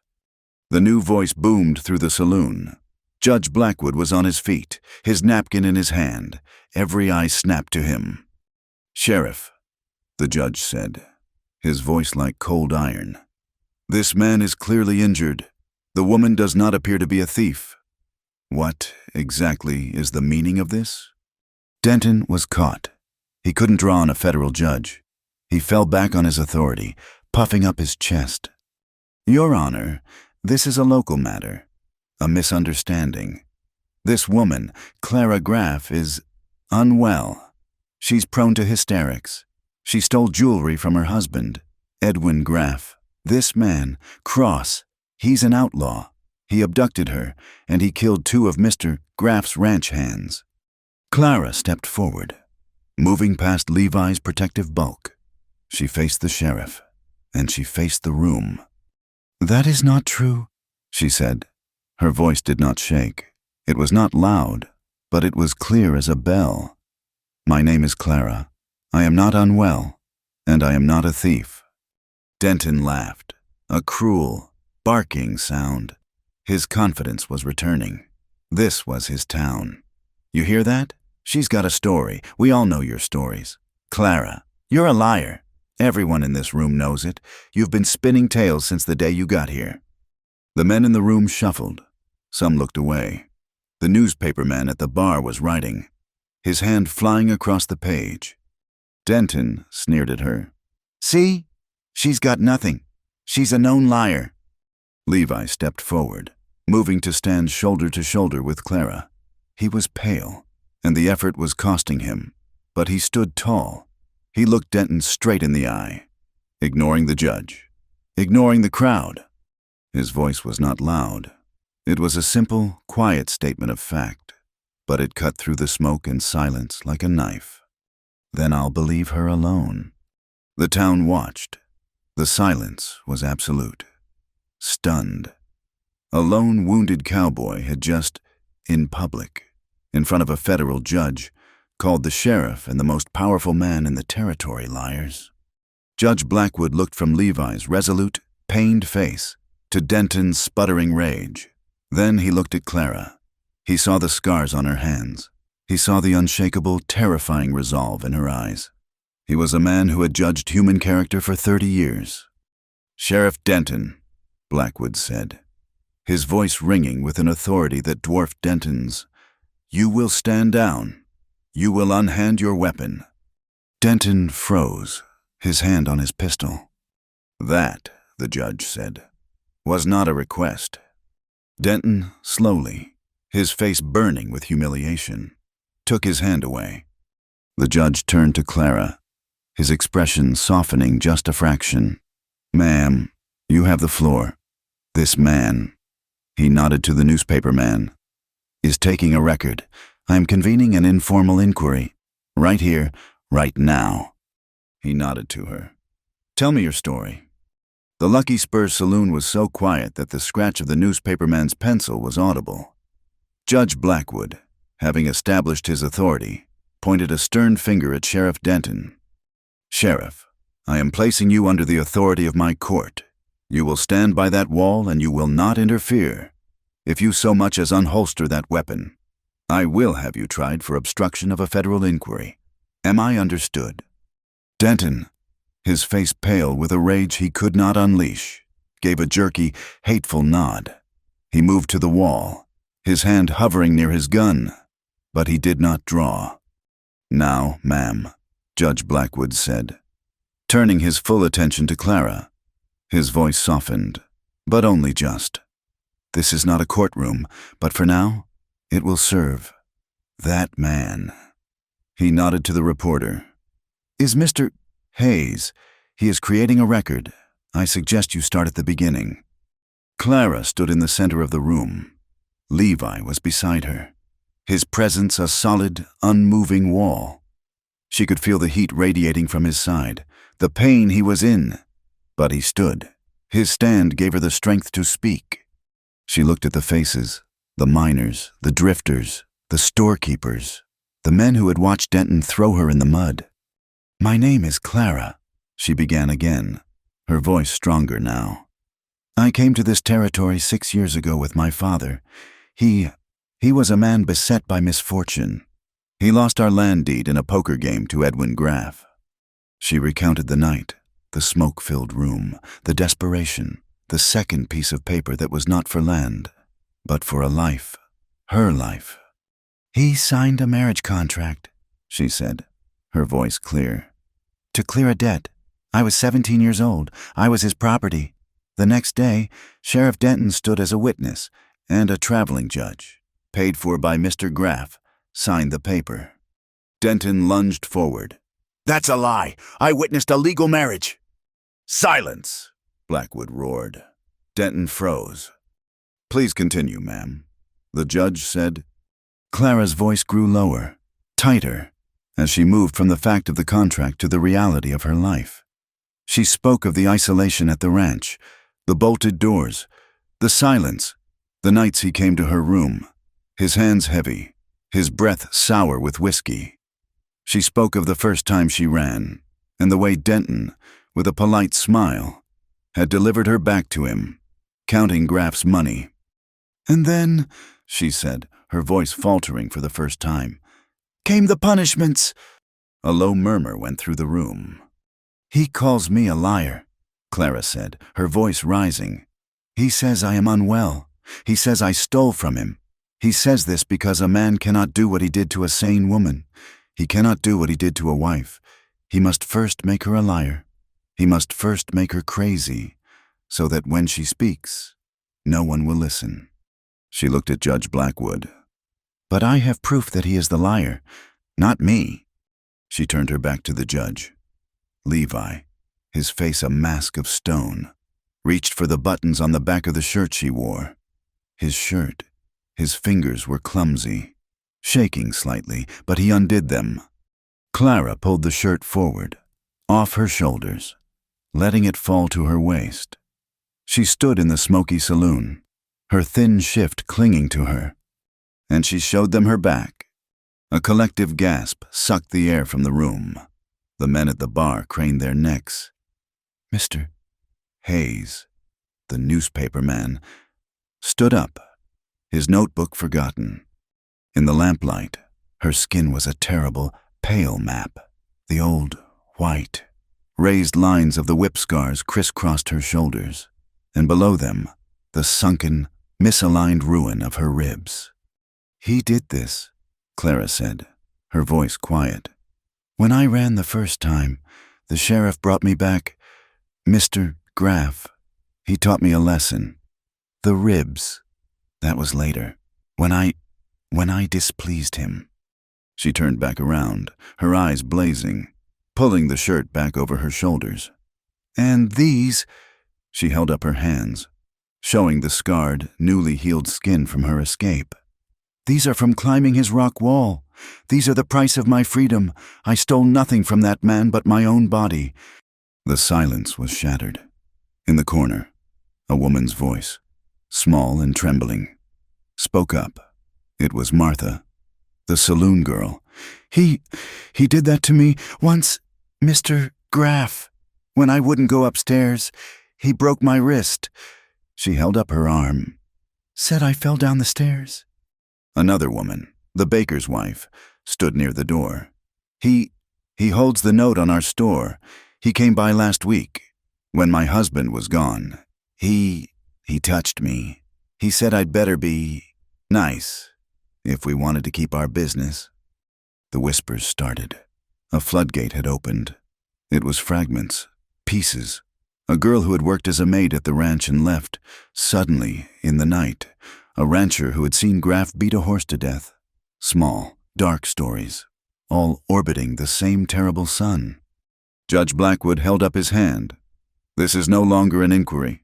This is a formal investigation. He looked at the crowd. This saloon is not the place. Tomorrow, 10 o'clock in the morning, at the church, I want to hear from every person in this town who has a story to tell. Mr. Hayes, you will record it. Sheriff Denton, you will ensure the peace. And you. He looked at Levi. You will bring her. The doors of the saloon crashed open, slamming against the walls. Edwin Graff stood there. He was a big man, broad in the shoulder and thick in the gut, dressed in a tailored black coat that cost more than most men in the room made in a year. His face was dark, handsome in a brutal way, his eyes the color of a frozen lake. He was flanked by two of his ranch hands, hard men with their hands on their hips. He surveyed the room, his gaze landing on Denton, cowering by the wall, then on the judge. Finally, his eyes found Clara, and they burned. What is this circus? Graff's voice was a low, cultured rumble, laced with deadly anger. Mr. Graff, Judge Blackwood said, stepping forward. I am Judge Alistair Blackwood. I am conducting an inquiry into certain allegations made against you. Graff laughed. It was not a pleasant sound. Allegations? By her? He jabbed a thick finger at Clara. She is my wife. She is mentally unsound. And she is a thief. She stole valuable jewelry from my home, heirlooms belonging to my sainted mother. He took a step into the room. And this man, his eyes shifted to Levi, is a murderer. He killed two of my men, who were lawfully trying to retrieve my stolen property. I want him arrested, judge, and I want my wife returned to my care. She is sick. She needs help. He started to walk toward Clara. Come here, Clara. We're going home. We can forget all this nonsense. She's not going anywhere, Levi said. He moved, putting himself squarely between Graff and Clara. He was a foot shorter than Graff, and 50 pounds lighter. He was wounded, and he did not so much as blink. Graff stopped, looming over Levi. He looked down, a slow, contemptuous smile spreading across his face. You, the cowboy, the man who thinks he's something. You're bleeding on the floor, son. You're finished. Now get out of my way. No, Levi said. Graff's smile vanished. His hand flashed out, not for his gun, but to backhand Levi across the face. Levi took the blow. His head snapped back, but he didn't move his feet. He just looked at Graff, his cold eyes flat and full of a quiet promise. Graff raised his hand to strike again, but a click echoed in the room. Clara had Levi's pistol in her hand, and it was aimed squarely at Graff's chest. Her hand was shaking, but her eyes were not. Don't touch him. Graff froze. He stared at the gun, then at her. He saw the woman holding it. He saw the fire. He saw the end of his control. Put the gun down, Clara, he said, his voice soft, coaxing. You're confused. Come with me. I said back away from him. Mr. Graff, the judge yelled. This is my inquiry. You will stand down. The saloon was a powder keg. Graff's men had their hands on their guns. Levi was braced for another blow. Clara held the pistol. The town was watching. The room was split. Half the men were ranchers who owed Graff money, or men on his payroll. They moved to stand behind him. The other half, the miners, the small shopkeepers like Abernathy, Sadie, who had just come in. They moved, slowly, to stand near Levi and the judge. The town was drawing a line, right down the middle of the saloon floor. Graff looked at the pistol. He looked at the judge. He looked at the faces of the townsfolk, and he made a calculation. He smiled. A judge, he said, nodding at Blackwood. Good. I welcome it. A legal inquiry, not a barroom trial. He turned to Denton. "Sheriff, you will serve a warrant on this man, Cross, for murder, and you will take my wife into protective custody until this hearing tomorrow. Judge Blackwood has declared this an official investigation. Mr. Graff," Sadie said, her voice sharp from the doorway.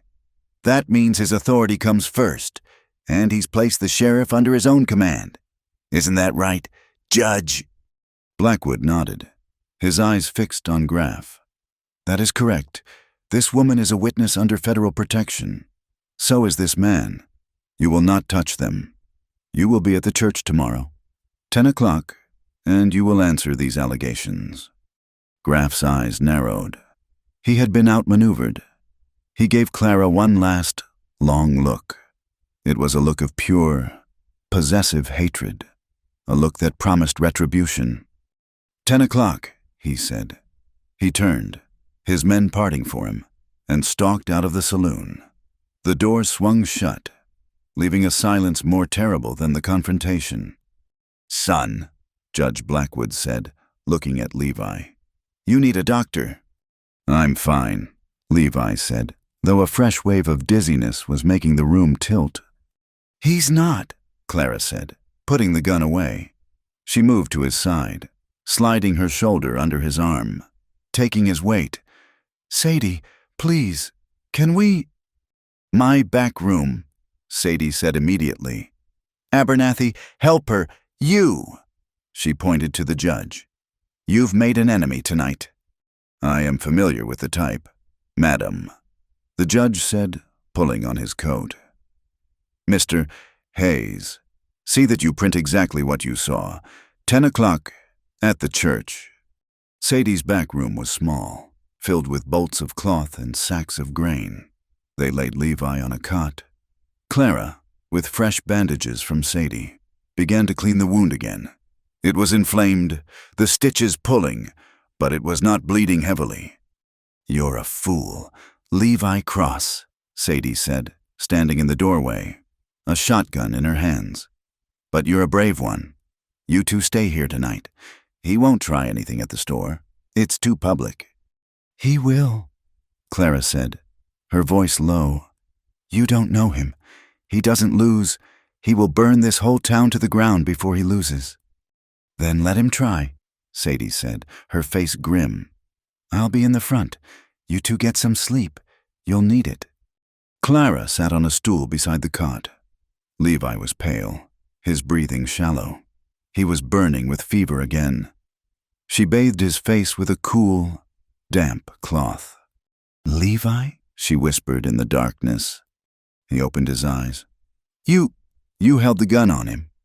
"I told you, I'm done running." He reached out, his hand finding hers.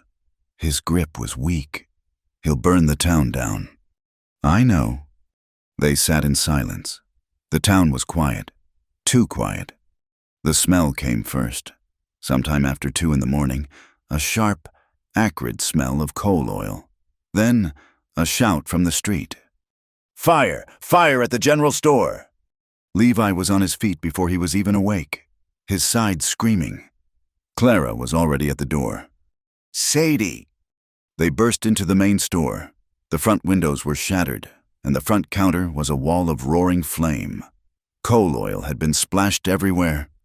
Sadie was on the floor, 10 feet from the fire, trying to crawl. A heavy bolt of canvas, burning, had fallen on her. Levi forgot his wound. He ran, grabbed the burning canvas, and threw it off her, his hands searing. He scooped her up, his side tearing open, and carried her toward the back door as Clara fought to unbar it. They burst into the alley just as the whole front of the store collapsed inward, sending a shower of sparks into the night sky. The town was awake, men running with buckets, a pathetic stream of water against an inferno. They laid Sadie in the dirt. Her face was black with soot. Her hands and arms were a mass of terrible burns. But she was breathing. She was conscious. She looked up at Levi, her eyes wide with pain and fury. He did it! The bastard! He did it!"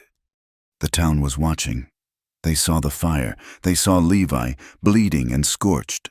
They saw Clara, her face a mask of cold fury. And they saw Sadie, a woman they had known for 20 years, lying burned in an alley. A man stepped out of the crowd. It was the blacksmith. That's enough, he said, his voice thick. This ain't a dispute. This is war. The tide had turned. The whispers in the saloon had been one thing. The fire was another. This was not about a runaway wife. This was about them, their town, their lives.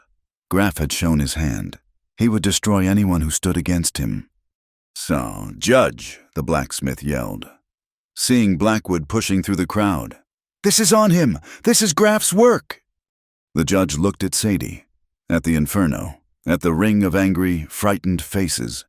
"He sealed his own fate," Blackwood said, his voice cold. "Denton! Find me Denton!" But the sheriff was nowhere to be seen. Levi knew they couldn't stay. Graff's men would be looking for them in the chaos. He grabbed Clara's arm. "The woods, now, while they're watching the fire." He was bleeding badly, leaving a dark trail on the ground. They slipped away, melting back into the darkness, and didn't stop until they reached the arroyo where the horses were hidden. He collapsed against a rock, breathing in ragged gasps. His hand pressed to his side. The stitches were gone. He was holding himself together by sheer will. Clara knelt in front of him. The light from the burning town cast a horrific, flickering orange glow over the landscape. "I did this," she whispered, her voice dead. "Sadie, the store, it's all my fault." "No." He grabbed her wrist, his grip surprisingly strong. "This is all of it. He lit the match. He's been lighting it for years. We just showed everyone the flame." She looked at him, his face streaked with soot and sweat, his body broken. He had given up everything for her. "What do we do now? Levi?" she asked. "We can't go back. He's won. He's shown them what happens." "No," Levi said. He pushed himself up, gritting his teeth against the pain. "He's lost. He just doesn't know it yet. He overplayed his hand. That fire, that was an act of desperation. The town's seen his true face. Now we have to finish it." "Finish it? Levi, you can barely stand. His men are everywhere." "We're not going to fight his men," Levi said. "We're going to fight him. In the light. In front of everyone." "The hearing," she whispered. "The hearing." He looked at her, his eyes clear and intense in the firelight. "Clara, I don't want revenge. I don't care if he hangs. I don't care if he rots in a cell." "What do you want, then?" "I want you to be free," he said, his voice raw. "I want you to be able to walk down that street in the daylight and have no man call you a liar. I want the truth. That's all. Just the truth. It has to outlive us, so that if we don't walk away, people know why." She looked at the burning town, then back at him. She finally understood. This was not about survival. It was about reclaiming a soul. "All right," she said. "We go back. We face him." They waited until dawn. The store was a smoking ruin. The town was quiet, stunned. Judge Blackwood was on the steps of the courthouse.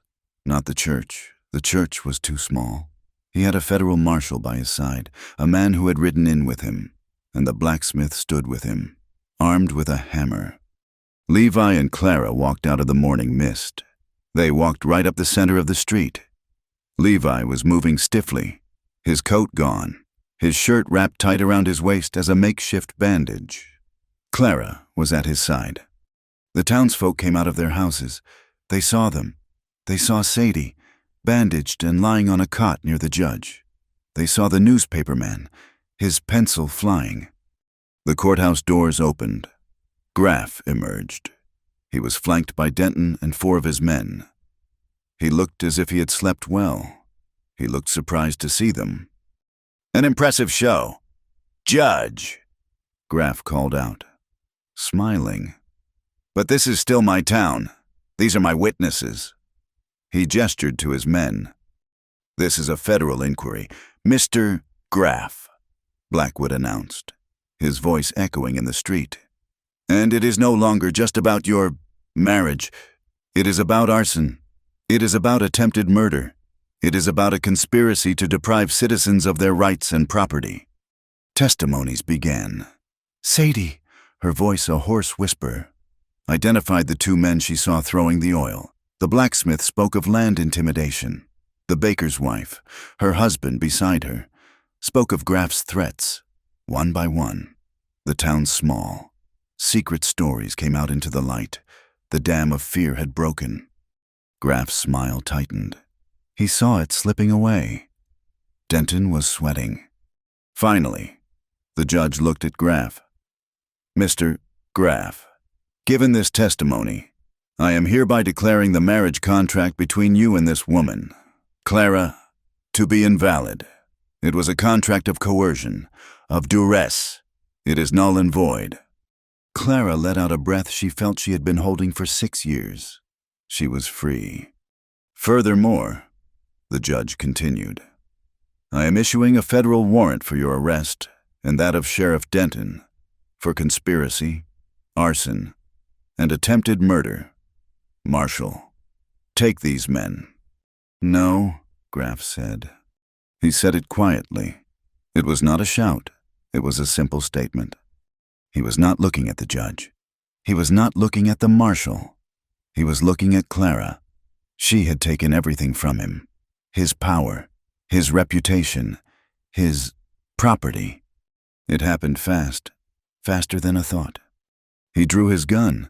It was not aimed at the marshal. It was not aimed at Levi. It was aimed at her. "If I can't have you," he snarled, "no one will." Levi had been waiting for it.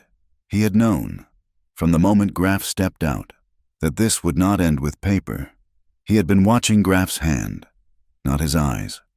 He did not draw his own pistol. It was too slow, and his side was on fire. He moved. He lunged, not at Graff, but at Clara, shoving her to the ground, putting his own body between her and the gun. Graff's gun went off. The sound was deafening. But Levi's shot was first. He had never let go of the pistol in his waistband. He had shoved Clara, and as he fell, he fired, once, from the hip. Graff stood for a second, a look of profound surprise on his face. He looked down at the dark, spreading stain on his white shirt. He looked at Levi, then at Clara. He opened his mouth, and he fell, face first, into the mud of the street. Dead. The street was silent. Clara was on the ground, the dust in her mouth. Levi was on his knees, his gun still smoking. He looked at Graff's body. Then he looked at his own side. Graff's bullet had gone wide. He looked at Clara. She was staring at Graff, her body shaking, covered in the man's blood, but finally, irrevocably, free. The echo of the shot faded, leaving a silence that was heavier than any sound. It was the silence of an engine finally stopped, of a fever broken, of a long winter finally over. Graff lay in the mud, dead. Clara stood, her whole body shaking, a violent rattling tremor that came not from fear, but from the sudden, catastrophic release of 6 years of terror. She was spattered with his blood. It was on her face, her hands, her shirt. She looked down at it, then at him, a crumpled, meaningless thing in the dirt. And then she looked at Levi. He was on his knees, his pistol still smoking. He did not look at Graff. He looked at Clara.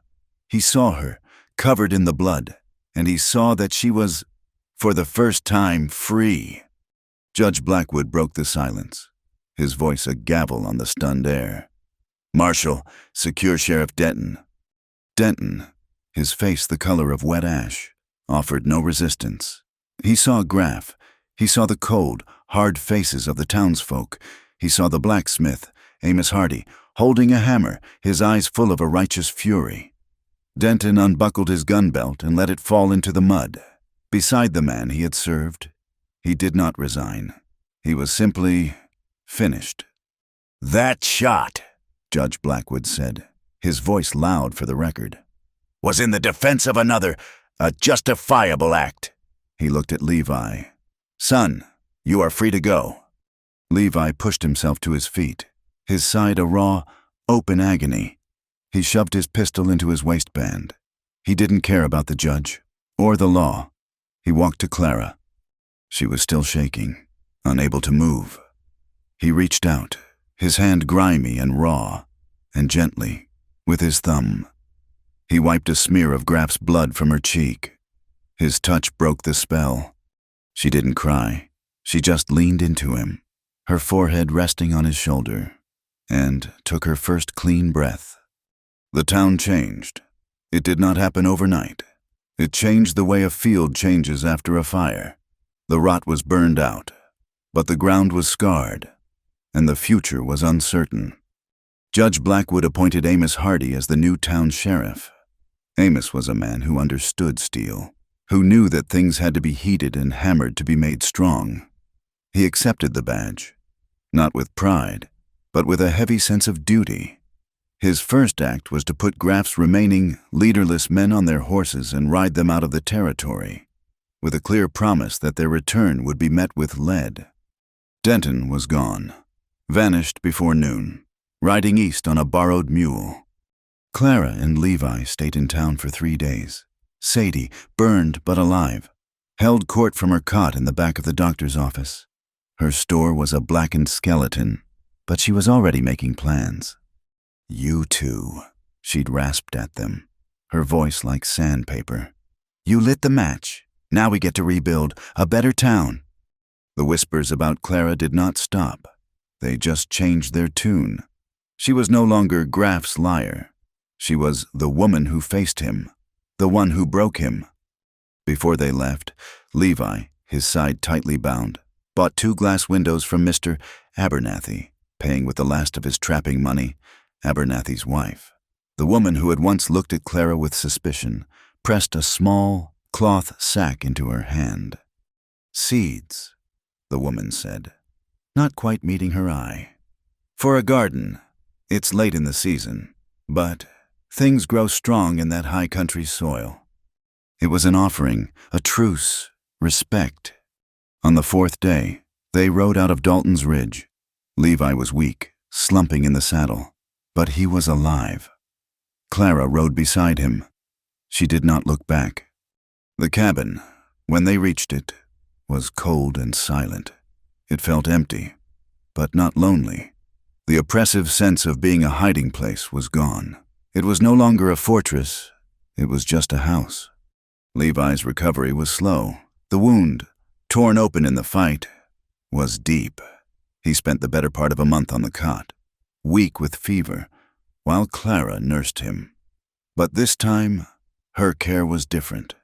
It was not the frantic, desperate work of a fugitive.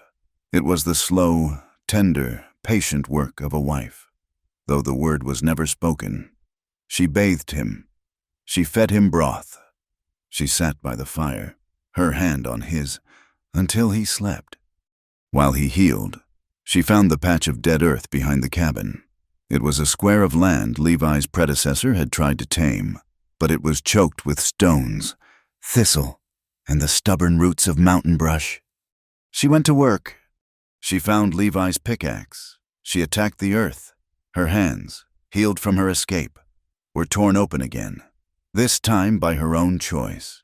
She dug out the rocks, one by one, building a low wall around the plot.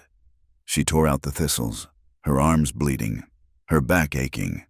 She worked from sunup until sundown, a fierce, quiet energy pouring from her. She was not just clearing a garden. She was purging the last of the poison from her soul. She was turning a piece of dead, forgotten land into something that could live. Levi would sit on the cabin's small porch, wrapped in a blanket, and watch her. He saw the sweat on her brow, the set of her jaw. He saw the anger in the swing of the axe, and the peace that came after.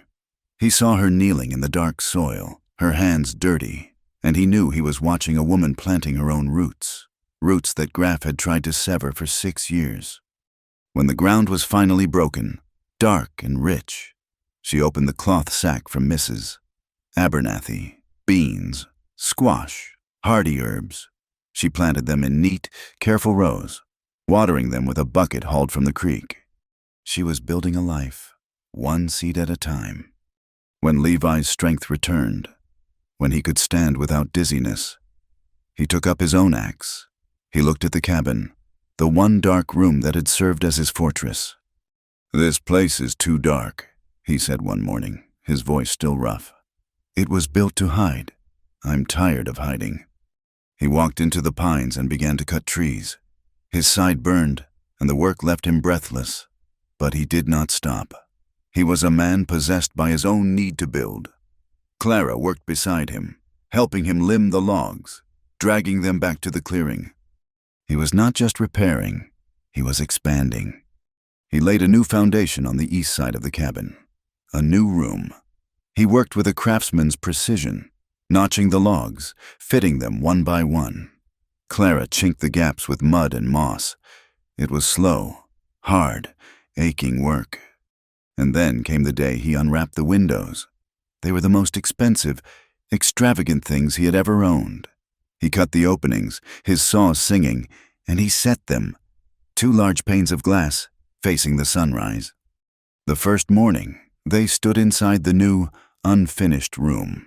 The sun streamed in, flooding the space with a clean, golden light that the old cabin had never known. It was a room for the morning, a room for the future. He built a bed frame, solid and strong, from cured pine. He built a small table. He moved the cot into the old room, which became his workshop. His space, the new room, that was theirs. Their intimacy, which had been born in the desperate, frantic darkness of the trapper's cabin, was reborn in that light. It was no longer about survival. It was about choice. It was in the quiet moments. It was in the long evenings by the fire, where he would oil his rifle and she would mend a shirt. And the silence between them was not empty. It was full. It was a language of its own, a shared space where words were not needed. It was in laughter. One night, Clara, attempting to bake bread in the Dutch oven, produced a loaf as hard and heavy as a river stone. She swore, a sharp, unlighted-like word, and threw it against the wall, where it hit with a solid thud. Levi stared at it. Then a sound rumbled up from his chest, a sound he hadn't made in years, a deep, real, healing laugh. It startled him as much as it did her. She looked at his face, crinkled in genuine amusement, and she began to laugh, too. A light, free sound that had been buried for 6 years. They laughed until their sides ached, until the tears ran down their faces. The last of the ghosts had finally fled the cabin. Their nights in the new room were slow and quiet and deep. It was not the desperate coupling of fugitives. It was the long, slow exploration of 2 people who had seen the worst of each other, and the worst of the world, and had chosen to stay. It was the touch of his scarred hand on her scarred back. It was the safety of her head on his chest. It was the shared breath in the dark, knowing that for the first time, no one was watching. No one was hunting them. They were, finally, just Levi and Clara. Winter came, hard and high, burying the cabin in snow. They were trapped, but it was a gentle, welcome prison. They had a larder full of smoked meat and the hardy squash from her garden. They had each other. When the spring thaw came, melting the snow and turning the world green again, Clara rode into Dalton's Ridge. She went alone. Levi trusted her too. The town was rebuilding. Sadie's new general store, built with lumber donated by half the town, was open. Amos Hardy was a fair, if stern, sheriff. Clara saw Martha, the saloon girl, working for Sadie, stocking shelves. She looked safe. She saw the baker's wife, who nodded and smiled, a real smile, as Clara passed. She realized, standing in that changed street, that her story had not ended with Graf's death. It had started. She thought of the other women, the ones who had whispered their stories, the ones who were still trapped in their own quiet prisons. She rode home, her mind turning. That night, she sat with Levi by the fire, the new windows open to the cool spring air. "I need to do something," she said. He looked up from the harness he was mending. "We need more firewood?" "No," she said, her voice finding that same strength it had in the saloon. "In town, Sadie, she gave Martha a job. But there are others, women like I was, with nowhere to go. No one to believe them." He watched her, his eyes quiet, waiting. "I want to build a house," she said. "In town. A place for them. A shelter. A place to heal. A place where they can learn to build something. Like I did." Levi set the harness down. He looked at her, at the fire in her eyes. The same fire that had led them both back from the edge. He thought of the empty, broken man he had been, hiding in his cabin, waiting to die. He thought of the woman who had rebuilt her own life from the dirt and had rebuilt his in the process. He reached across the small space and took her hand. It was not the hand of a victim, it was the hand of a builder. "All right," he said, his voice simple and sure. "We'll need lumber. A lot of it. I can start cutting tomorrow. You tell me what you dream. Clara, I'll help you build it." The seasons turned again. The garden thrived. The cabin was a home. One morning, just as the first light of dawn was breaking, they stood on the small porch he had added to the new room. The air was cold, sharp with the scent of pine and thawing earth. They held tin cups of hot coffee, their shoulders pressed together, watching the sun crest the far peaks, painting the mountains in shades of pink and orange. The light hit the windows and filled their home. Clara leaned her head against his shoulder. She was quiet for a long time, just watching the day be born. "You saved me," she whispered. Levi didn't answer right away. He looked out at the vast, harsh, beautiful land. He felt the warmth of her against his side, the solid presence of her, the woman who had faced down death and her own demons, and had chosen to live. He thought of the man he was before she had stumbled into his life, a hollow, scarred man, alone by choice, living in the dark. He turned and looked down at her. "No," he said, his voice rough with a truth that was deeper than any river. "You saved me first. Thank you for listening to our story. We'd love to hear from you. Please comment and let us know where in the world you are listening from. If you enjoyed this, please consider subscribing to From Wild West and share your thoughts with us in English.